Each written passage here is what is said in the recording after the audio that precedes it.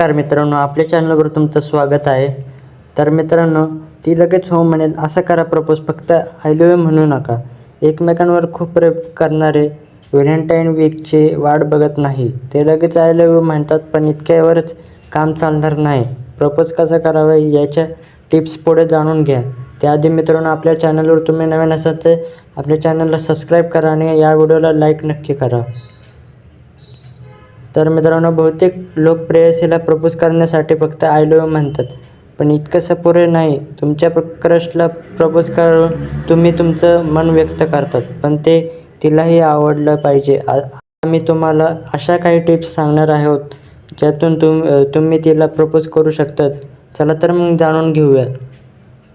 लोक romantic dinner डेटवर नेऊन propose तर करतात, पण तिच्यासाठी असे काहीतरी करू इच्छिता ज्यामुळे ती प्रभावित होईल. तर ही माहिती वाचा. आय लव्ह यू म्हणलं आणि तिने नाही म्हणलं तर सगळं वातावरण बिघडतं.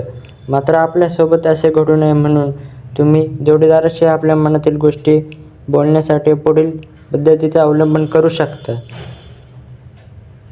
आपले आवडते ठिकाण निवडा. मुलीला प्रपोज करण्यासाठी तुम्ही तिला तिच्या आवडत्या ठिकाणी घेऊन जाऊ शकता. तुम्ही तिथे जाऊन तिला तुमचं मन सांगू शकता. तुम्हाला हवं असेल तर तुम्ही ज्या ठिकाणी पहिल्यांदा दोघं भेटलात ती जागाही निवडू शकता. मात्र या काळात एक गोष्ट लक्षात ठेवा की तिचा गोष्टींकडे पाहण्याचा दृष्टिकोन कसा आहे. ती तुमच्यापेक्षा तुम्ही दिलेल्या भेटवस्तूंशी जास्त जोडलेले आहे का? कारण तिला तुमचे मन जाणून घेण्यापेक्षा तुमच्या भेटवस्तूंमध्ये जास्त रस असेल. आणि मित्रांनो, गुडघ्यावर बसा आणि बोला. जर तुम्हाला खरोखरच मुलीने आय लव्ह यू म्हणले असं वाटत असेल तर तिला गुडघ्यावर प्रपोज करण्याचा प्रयत्न करा. जरी आपल्याला मनातील बोलण्याचा हा सर्वात जुना मार्ग असू शकतो, तरीही हे निश्चितपणे कार्य करेल. स्त्रियांना असे मुलं सर्वात जास्त आवडतात जे त्यांना खुश ठेवण्याचा नेहमी प्रयत्न करतात. प्रेमपत्रही चांगले राहील.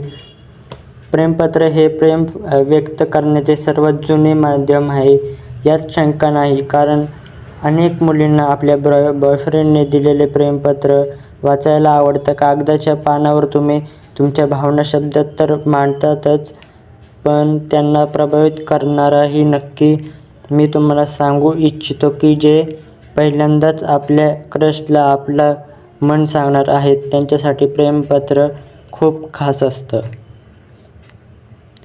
आणि मित्रांनो, समोरच्या व्यक्तीवर जबरदस्ती करू नका. सर्व काही करू नये. समोरची व्यक्ती तुम्हाला आवडत नसेल तर तिच्या भावनांचा आदर करा. जर तुम्ही त्यांना तुमच्यावर प्रेम करायला भाग पाडलं तर काही काळानंतर तुमचं नातं बिघडेल. समोरच्याच्या भावना समजून घेणं खूप गरजेचं आहे. अशा वेळी प्रपोज करण्यापूर्वी समोरच्या व्यक्तीला तुम्ही आवडता की नाही हे जाणून घेण्याचा प्रयत्न करा.